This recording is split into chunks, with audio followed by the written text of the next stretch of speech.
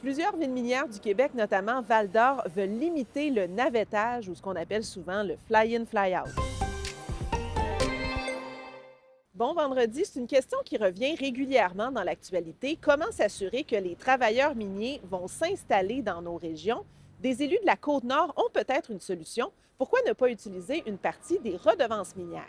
On aimerait être capable de capter un pourcentage, même si c'est un petit pourcentage de ces redevances-là, pour faire en sorte qu'on ait des communautés en santé. Alors que ce soit des infrastructures, que ce soit au niveau scolaire, au niveau de la santé, au niveau de nouveaux quartiers, des nouvelles infrastructures d'aqueduc et d'égouts, d'habitation, de soutenir l'offre en services de loisirs et de culture. Des entreprises de la région sonnent l'alarme sur les changements imposés en immigration qui pourraient leur faire perdre des dizaines de travailleurs étrangers. On est allé voir concrètement sur le terrain quels pourraient être les impacts.